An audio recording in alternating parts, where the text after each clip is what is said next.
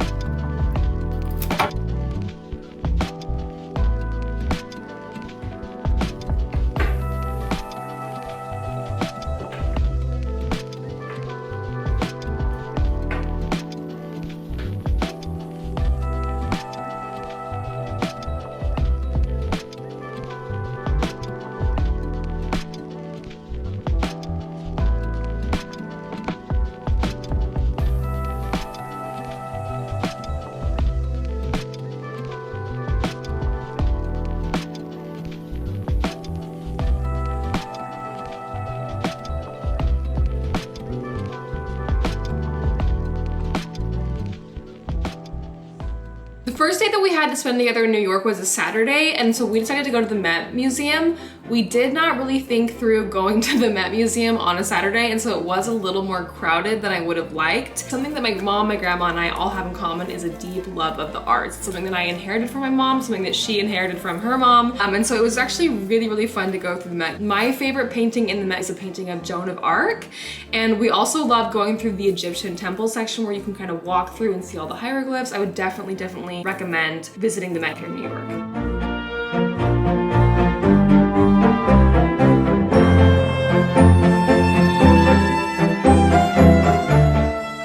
We got into an Uber and we went to a restaurant in Eataly. So the Flatiron Building is one of the really famous buildings in New York, and I've actually never been there before, but it's apparently a really good area to go and get food. We went to a place called Serra by Eataly. It's this really cute rooftop restaurant. It's just decked out with decorative fake flowers. I really liked it. The food was really, really good. They do kind of like a farm to table concept, so it's really fresh, really healthy ingredients. I got the berry and goat cheese salad. It was really, really good. Plan was to go to the new gallery, and we were all queued up to go to the new gallery because we had watched The Woman in Gold, which is a movie about one of the very, very famous painters. Anyway, we were so excited to go see this painting, and then we realized that the museum was closed. We did not look at the information closely enough. But that was okay, because if you're in New York, it's actually a row where there's just a bunch of museums in a row. We just kept walking along Fifth Avenue and we hit many more other museums. So we ended up going to the Jewish Museum, and they have lots of modern Jewish art, and they had quite a bit of multimedia art as well, like sculptures, some more multimedia installations. My personal favorite thing that we saw in the Jewish Museum were photographs from Coney Island. I'd say that it probably took an hour for us to walk through the entire museum. There's only one floor of a permanent gallery, so it won't take you very long to walk through the entire thing. And there was also a floor that had a rotating temporary gallery. If you didn't know, my family is really a musical theater family. And my mom, she doesn't really act in plays, but she plays the piano.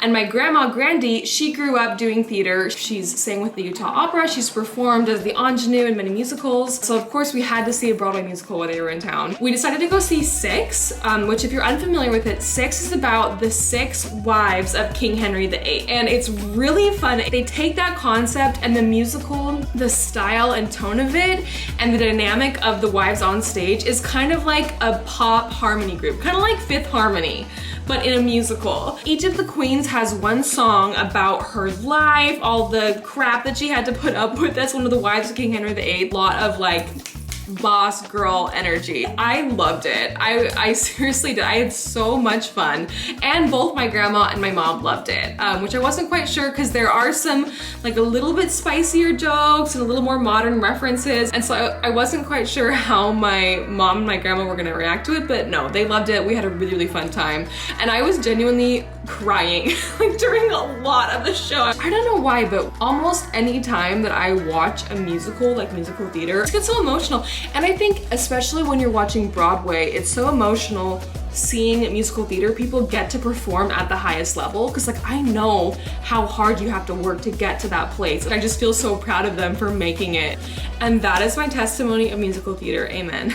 After we sort of had our day in New York, we woke up the next day and we got a rental car and we drove to our first New England adventure stop of the day, which was Gillette Castle. This is actually a state park in Connecticut. Gillette Castle is actually the former home of William Gillette. This guy is such an interesting historical figure. He was an actor, a playwright, an inventor, kind of a Renaissance man in his time. And he is probably most famous for originating the character of Sherlock Holmes. Many of the things that we attribute with Sherlock Holmes today, like the cap and the pipe that he's smoking, or even the quote, "Elementary, my dear Watson," all of those things actually came from William Gillette. This dude, he is kind of like Sherlock Holmes in real life. Like the violin, he added that to Sherlock Holmes as well. He has a violin in his room. Another really interesting thing that I learned about him is that he got married pretty young, and his wife died young as well, like when she was like 28 of a ruptured appendix while they were on a train ride. And he vowed to his wife that he would never remarry, so he never did. So he lived to be like 80 years old. First, for a long time, he lived on this like super fancy riverboat, like a yacht. And then he built this elaborate house in Connecticut. And the location that he chose for it is this series of hills, and the hill that he's on is called Seventh Sister. So he called the estate Seventh Sister. One of the really interesting details of walking through Gillette Castle is that each of the doors has a different elaborate hand-carved mechanism for opening the door. And they're all designed by William Gillette. He has this like workshop down in his basement where he would tinker away and draw these different designs and come up with these different patterns and have them built. And so every single door in his home is gorgeous and completely unique. There's also another really fun detail is that he has a secret hidden door inside the castle when you walk in, and apparently whenever guests would come visit, he might pop out of the door to make like a dramatic entrance to receive his guests. Yeah, it was so interesting learning about his life. He would have had the house and been entertaining people at the height of like the 1920s, and he lived in that time where he was sort of bridging the gap between starting out as a stage actor and then later in life participating participating in some of the first silent movies and then some of the first talkies. Yeah, so we really loved learning about William Gillette and we loved touring Gillette Castle. My grandma said that it was like nothing she had ever seen before. So that's a pretty good recommendation from an 85-year-old woman that has seen a lot of things in her life. The other great thing about the Gillette Castle is that it is the right price. It's free to walk around the grounds and it only costs $6 for an adult to take a tour through the place. This is a really great activity if you're near Connecticut and you're looking for something really interesting, really informative, really educational, but that's not gonna break the bank. Another thing that we really wanted to do while we were out and about, I wanted to stop at some antique stores and see if we could get anything for my apartment. And we found this really cool place. Hold on, I gotta check the name. It was called Antiques Marketplace. And we were actually just driving past this place. I saw the sign and I was like, Mom, flip a U-turn. So she stops the car, flips a U-turn, and we go back. It's absolutely enormous. They have a huge crystal store attached. They have like a little ice cream parlor in the same parking lot. And the antique store is definitely the biggest antique store I have ever been in my entire life. Got a really cute little blue and white floral pattern vase to go in my kitchen. We honestly spent like an hour at least touring the store and looking at all the knickknacks and things that they had. So I definitely recommend visiting Antiques Marketplace. If you're into thrift stores, that's totally my thing, my mom's thing, my grandma. Nobody runs a thrift store like my Grandy, let me tell you. Grandy knows what's up when it comes to thrift stores and estate sales. Then we drove from Gillette Castle down to Harkness Memorial State Park. They're about an hour away from each other. We stopped at a place called Cowlicks Creamery and it was really delicious. I got the blueberry cheesecake and the Rhode Runner raspberry. I would definitely recommend. And the nice thing about Cowlicks Creamery is it was on the way. Harkness Memorial State Park was absolutely beautiful. It reminded me very much of the musical The Secret Garden. These were some of the most beautiful gardens, definitely bringing very sophisticated European vibes. And unfortunately, Harkness Memorial State Park only offers interior tours on the holidays and the weekends. Also, the last tour starts at 1:30. So if you want to do a tour, you need to plan it earlier in the day.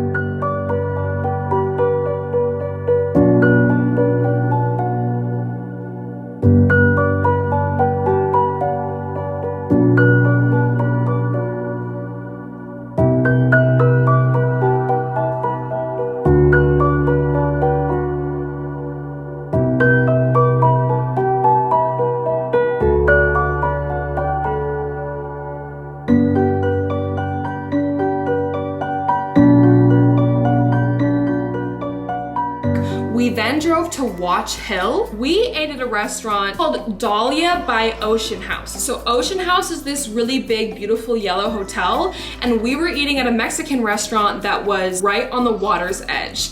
So it was a little bit chilly with the wind coming in over the water, but the restaurant gave us blankets. So you could just throw a blanket over you and then the wind didn't bother you at all.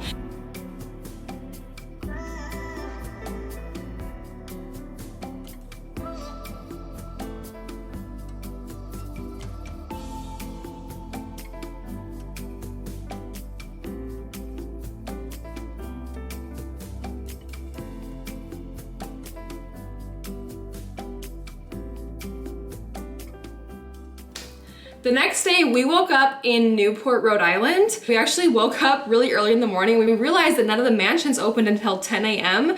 So we had like 2 hours to kill that morning. So we ended up going to Beavertail State Park. I don't know that I would have gone out of my way to visit this place if we didn't have some extra time to kill, but it was pretty cool to see and to learn about the lighthouse in Jamestown, Rhode Island. We met a man there who was actually the son of the last lighthouse keeper, and he was an old man, and I think that he's probably a volunteer at the park, or maybe he visits there pretty often. He had like a name tag, but he talked to my mom for a while about what it was like to grow up at the lighthouse. So if you want to learn a little bit about coastal New England history, I would recommend stopping at Beavertail State Park. It's open really early in the morning.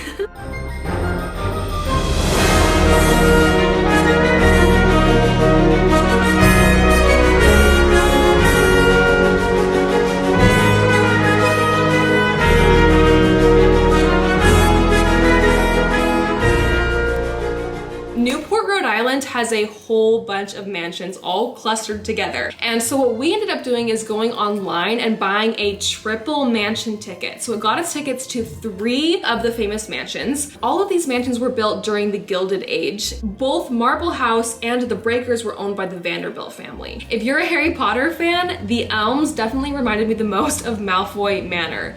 It had gorgeous white stone, white marble. The Breakers is definitely the most famous of these mansions in Newport, Rhode Island.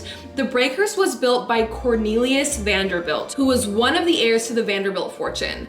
Something that really added to our mansion touring experience is my grandma recommended that we download and listen to the audiobook of a book called Vanderbilt by Anderson Cooper. And if you didn't know, Anderson Cooper is actually a descendant of the Vanderbilt family. He's not technically a nepotism baby in the sense that he didn't get a Vanderbilt inheritance or some kind of Vanderbilt trust fund. All of those things had kind of evaporated by the time that he came around. But in the book, he sort of unpacks his family's legacy, and in particular, the opening chapters of the book are about this mansion that you're touring. So we really enjoyed listening to the audiobook of that book while we were sort of driving around. So if audiobooks are your jam, we would definitely recommend that. Another really fun thing about touring the Breakers is that one of the women who lived in the house and designed the entire thing was Alva Vanderbilt, who was actually one of the original suffragettes and is one of the people responsible for pushing forward the right for women to vote. Her daughter described her as a born dictator, and she very famously was not only the first person to marry into the Vanderbilt family, but the first person to divorce the Vanderbilt family.